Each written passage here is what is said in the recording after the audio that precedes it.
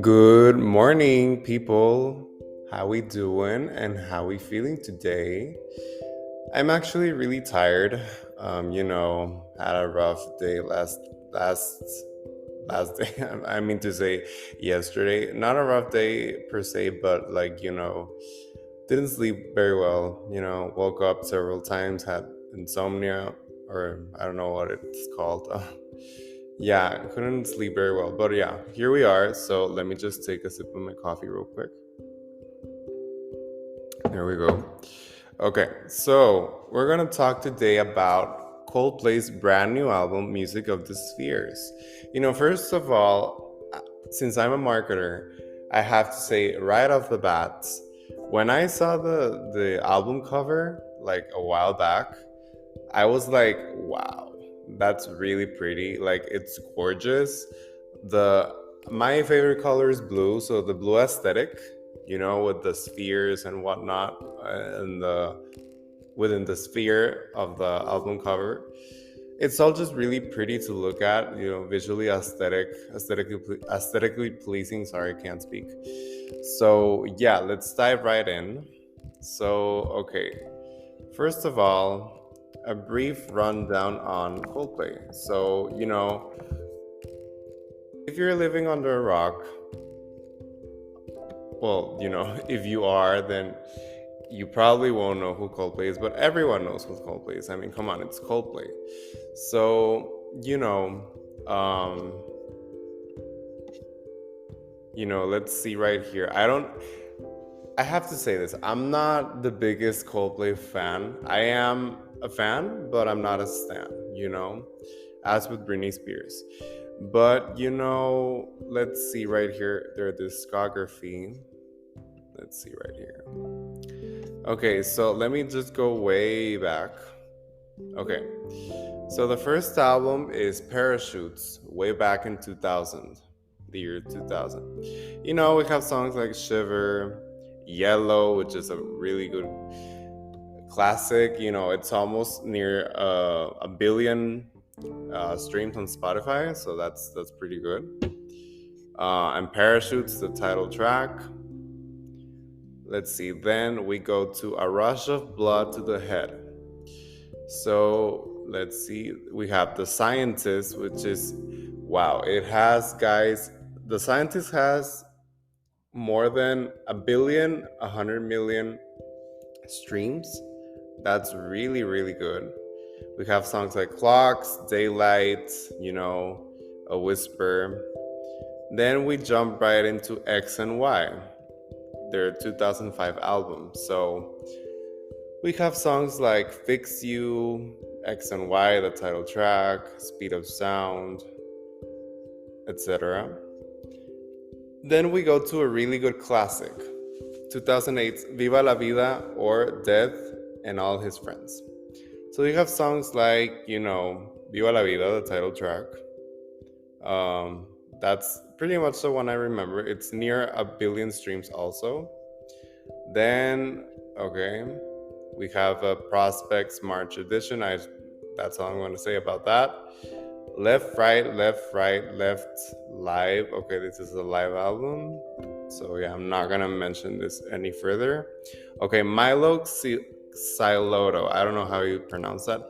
I really like this album. I haven't listened to it in its entirety, but what I've heard, I really liked. We have Milo Siloto, the title track. We have Paradise. We have Princess of China with Rihanna. That's a really good one. Then we have Ghost Stories from 2014. We have songs like A Sky Full of Stars, and which is, let me see, almost at 100 million streams. Then we have, okay, the live album, A Head Full of Dreams of 2015. We have the title track. We have Him for the Weekend, and I actually like more the remix. I think it's a Seep remix. Yeah.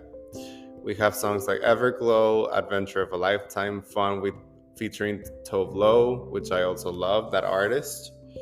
Kaleidoscope, so on. Then we have, okay, another live album in Buenos Aires, Argentina. Everyday Life 2019, pre pandemic. That's sad to say. We have songs like Sunrise, Church. We have Trouble in Town, and so on. Champion of the World and Everyday Life, which I really like. Let me take this sound off from my phone. Okay, turn this off. Okay, let's focus.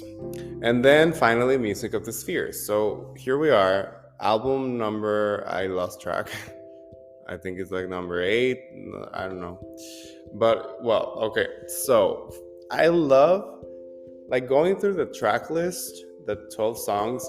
I love that some songs have like an emoji as a title. I don't know. Since I'm a marketer and I'm a very visual person, I really like that attention to detail because I hadn't seen any artist, I believe, that did that, went with that choice, that creative choice, to put like an emoji instead of a caption, or instead of a, should I say, a title, a proper title. But, and it's going with the theme of the album. So let's see right here. So the first track, it's Saturn. I believe that, yeah, it's Saturn. It's a really good intro. Really, like, I listened to it last night, and I was like just before going to bed, and I didn't sleep very well, but that really like soothed me. It's really soothing. It's really calming. You know. Then we have Higher Power, which is actually one of my top tracks. One of my top tracks is Higher Power. That's the first song that really got me into the album. I should say right off the bat, I really loved the album as a whole. If you check my Spotify, I liked all the 12 songs, all of them. And I had no expectations going in because I'm not the biggest fan, as I said. I actually wanted to buy tickets for the Monterrey concert, but it's sold out, so that's sad. And also, her, the artist, the R&B artist, her is opening the concert, but I have to see about that, how I get tickets, but for the time being, I don't have any. But anyways, going back to the album, then we have Humankind, which is actually another top track. I think this is my favorite one. Yeah, Humankind is, I think it's my top track. Then we have another emoji track, which is let's see right here. It's like an interlude. It's the emoji is like stars. Yeah, it goes with the title, the Music of the Spheres title concept.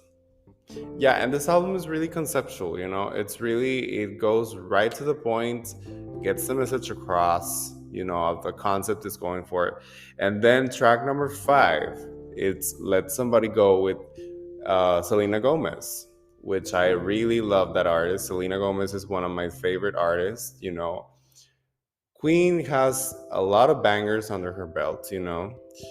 Then track number 6, it's a normal length track, but it's a heart emoji track with, let's see, the artist, We Are King. Let's see. We Are King, and what's the artist? Jacob Collier. Yeah, who was actually nominated what was it? I think, yeah, it was this year. He was nominated for Album of the Year for I don't know how you pronounce that. DJC Volume 2, I think that's how you say it. I don't know. He didn't win, but Queen Taylor, Folklore won. But anyways, going back to the album, then we have track number 7, People of a Pride, which is actually another one of my favorite tracks. Really good. Really, really good. Then what else? We have track number 8, Beautiful. After People of the Pride, I started to lose a little interest. But actually, I take that back. My Universe is another top track, but it's like at the bottom of my top tracks. I think it's my number 5 in my ranking. Yeah. and humankind is my number one.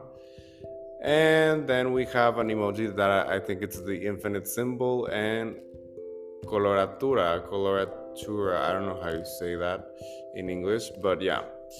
Uh, I lost interest at the end, after the BTS collab, My Universe. But yeah, overall, this is a really good conceptual, cohesive album. you know, not much else to say about that. Because I'm not a resident expert. Actually, one of my closest friends, Edie's, shout out to Edie's. She is. I saw her yesterday. I should mention I saw her yesterday actually, and she said we brought up the topic of Coldplay. She got. I think she got tickets. I don't.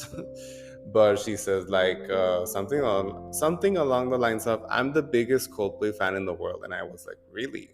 Okay. So yeah, Edie's, I love you, and big hugs and kisses. I'm sending a lot of X and O's over to you. But yeah, let's see. My final overall thoughts on the album. As I said, it's really cohesive. I like the concept of, music of the spheres. It sounds like something from spatial, like something from space, with the spheres. I like that we have like four, no, I should say five, an intro and four interludes with, well, they're not all interludes, but I count them as interludes because they have emojis as the title itself. We have Saturn, stars, heart or love, Earth, and infinite. So yeah. So lastly, is this Coldplay's best body of work? Well, as I already mentioned, I really can't say that. I really can't give an answer, should I say, because I'm not the biggest Coldplay fan, as I've said like 3 times already. So I should just, reinforce that statement, that fact. So if Edie was here right now with me, she would be able to answer that for me, but I can't. So I have some homework to do. Clearly, I have to listen to all the albums in its entirety. I listened to this album and the previous one from start to finish, but the rest of them I haven't. So I have some catching up to do. But anyways, uh, even though I can't answer the question that nobody asked, I can say right now that this is a really solid body of work. And, the tour is going to be really successful. It's going to sell a lot of tickets. Here in Monterrey, it's already sold out. In Mexico City, I think it's already sold out as well. They're going to give 2 concerts there, 1 here. Everything's going smoothly. And, with the artist, her opening the concert is going to even drive more sales.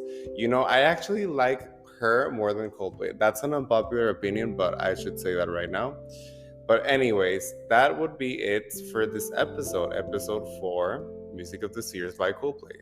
So thank you so much for listening.